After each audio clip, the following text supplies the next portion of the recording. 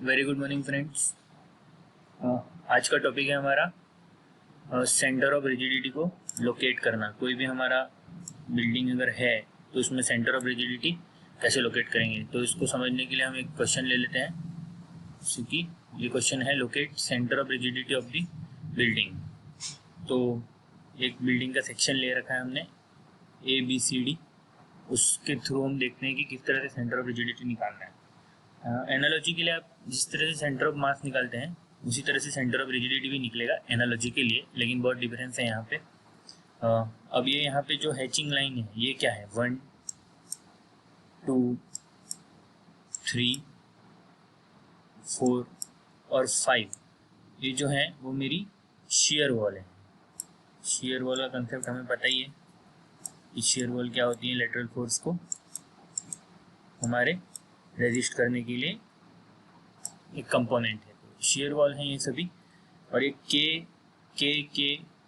2K ये क्या है हमारी हर एक shear वॉल की respective stiffness.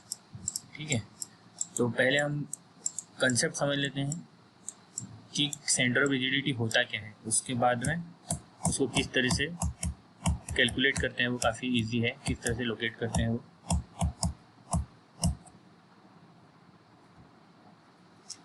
Centre of rigidity जो है उसे सेंटर ऑफ स्टिफनेस भी बोला जाता है। सेंटर ऑफ स्टिफनेस और सेंटर ऑफ रिजिडिटी सेम होती है, और हमारे पास हम ऑलरेडी हमारे स्ट्रक्चर एनालिसिस में पढ़ चुके हैं कि स्टिफनेस क्या होता है।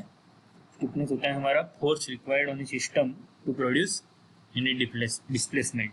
तो ये फॉर्मूला आपको याद होगा, K = P/डेल्टा।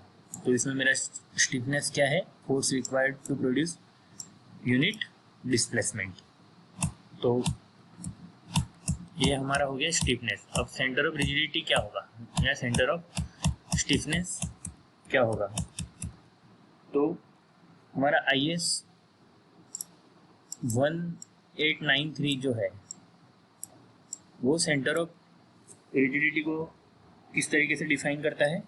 अगर आप उसकी डेफिनेशन देखेंगे तो centre of rigidity according to IS 1893 क्या है, the point through which the resultant of restoring force of a system acts. तो कोई भी सिस्टम है उसके जो भी रिस्टोरिंग फोर्सेस हैं, रिस्टोरिंग फोर्सेस जो हैं हमारे,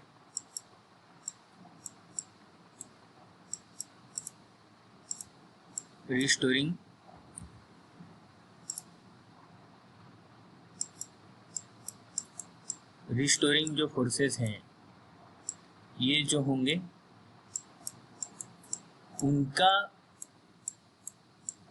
जिस पॉइंट के थ्रू वो मेरे एक्ट हो रहे हैं वो है मेरा सेंटर ऑफ रिजिडिटी। ओके,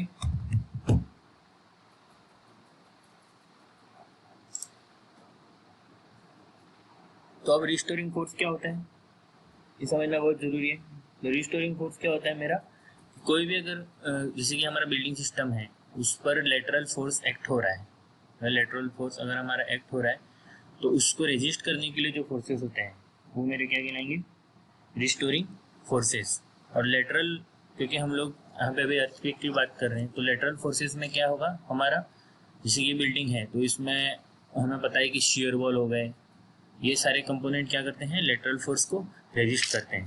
तो अब इसका बेसिक कंसेप्ट क्या है उसको समझते हैं हम। जैसे कि सपोज मेरा वाई डायरेक्शन में एक लेटरल फोर्स एक्ट हो रहा है। ठीक है, वाई डायरेक्शन में वाई एक्सिस में एक लेटरल फोर्स एक्ट हो रहा है, तो उसको रेजिस्ट करेगा लेटरल, इस लेटरल फोर्स को। सपोज ये है मेरा F। अब अभी नीचे जो लिखा हुआ उसको इग्नोर कर दीजिएगा, सिर्फ स्क्रीन पे देखिए जो मैं कर रहा हूँ। तो F है, और इसको रेजिस्ट करने के लिए कौन कौन सी shear वॉल कंट्रीब्यूट करेंगी, shear वॉल 1 जिसका फोर्स होगा मेरा F1, फिर shear वॉल 2 जिसका मेरा फोर्स होगा रेजिस्ट करने वाला F2, और shear वॉल 3 मेरा कौन सा डाउनवर्ड फोर्स रेजिस्ट करेगी, F3। अब ये तीनों क्यों रेजिस्ट करेंगे, हम 4 और 5 को क्यों कंसिडर नहीं कर रहे हैं, क्योंकि अगर मैं सपोज कि F फोर्स लगाऊं और कोई भी रिस्टोरिंग फोर्स अगर नहीं होगा तो मेरा मूवमेंट किस तरह से होगा, कुछ इस तरह से।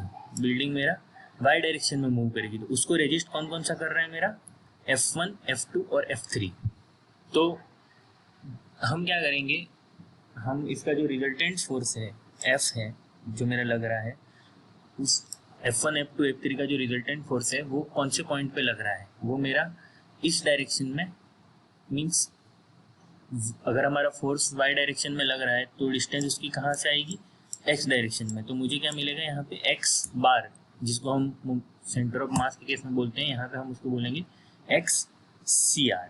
ठीक है, तो हमें एक्स सी आर यहाँ से मिलेगा। तो हम क्या करते हैं, सपोज कि मेरा ए पॉइंट जो है वो मेरा ओरिजिन है ओ, तो यहाँ पर मोमेंट निकालेंगे। तो बेसिकली क्या हो जाएगा मेरा F1 into x1 plus F2 into x2 plus F3 into x3 is equal to what, F multiple with x c r. ठीक है, अब हम लोगों ने क्या देखा अभी थोड़ी देर पहले, जो हमारी डेफिनेशन थी वो K is equal to force required per displacement. तो जो मेरा F है वो डिपेंड करेगा K पे।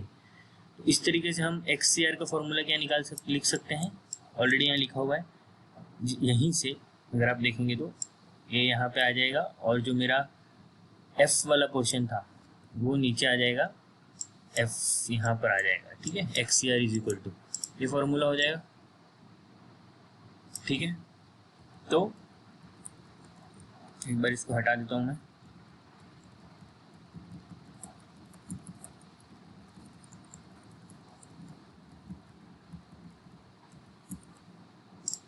मेरा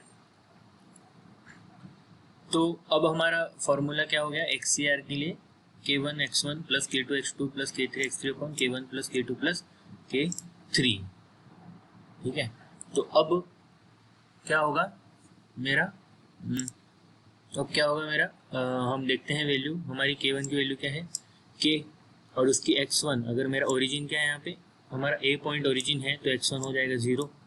उसी तरह से K2 की वैल्यू भी हमारी K है, लेकिन हमारा x2 क्या है, K2 कितना दूर है हमारा second share wall A point से 15, एंड थर्ड जो शेयर वॉल है वो कितनी दूर है 20 मीटर।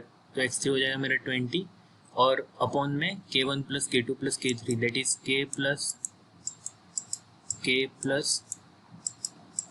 K, तो 3K। तो ये हमें कितना देगा 35K upon 3K equal to 11.67 metre from edge A B.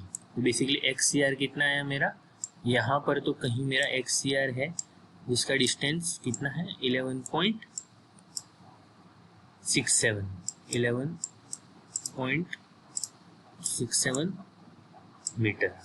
ठीक है, अब 11.67 मीटर।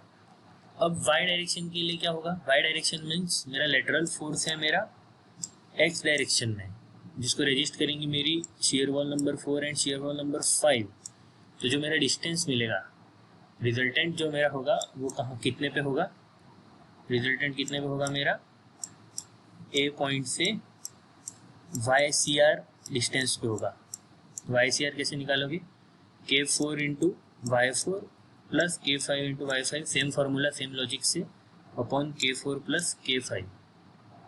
ठीक है, तो अब आपका K4 की वैल्यू क्या है, हमारी जो फोर्थ शेयर वॉल है उसका स्टिफनेस दे रखा है हमें 2K multiple with Y4, distance कितनी दे रखी है मेरी 8 मीटर। फिर ए पॉइंट से 8 मीटर कहाँ से है मेरी ए पॉइंट, तो बेसिकली ए पॉइंट मीन्स AD जो मेरी एज है वहाँ से मेरी 8 है।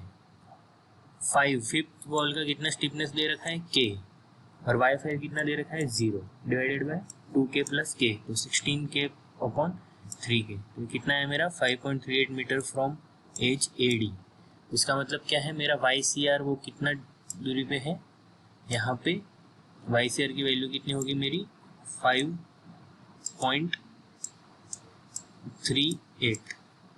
तो ये जो पॉइंट हमें मिला है वो है मेरा, जो हमारे क्वेश्चन में था, centre of rigidity of this particular, जो भी हमारा कॉन्फ़िगरेशन दे रखा है, जो बिल्डिंग दे रखी है। तो आपको एग्जाम में क्या करना है, एट द एंड XCR निकालना है, YCR निकालना है, फिर पूरा स्केच वापस बना के दोनों XCR और YCR को स्केच में दिखाते हुए आपको लोकेट करके बताना है कि मेरा सेंटर ऑफ रिजिडिटी कहाँ पर आया, जिस तरह से इस स्केच में लोकेट किया हुआ है।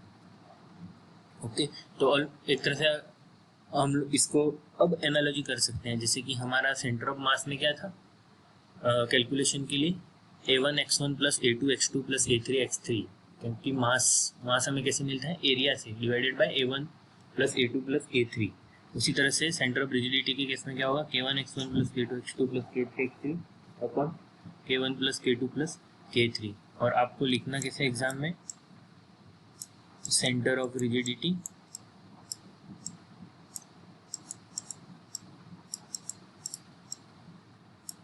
स्केच करके भी दिखा देना है, और लोकेशन क्या हो जाएगी सेंटर ऑफ रिजिडिटी की, आपकी एक्स बार कितना है 11.67 मीटर,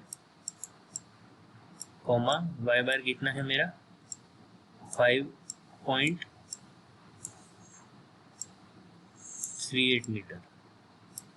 ठीक है, तो इस तरह से क्वेश्चन आज का खत्म होता है। अगर आपको कोई डाउट है तो आप कमेंट सेक्शन में पूछ सकते हैं।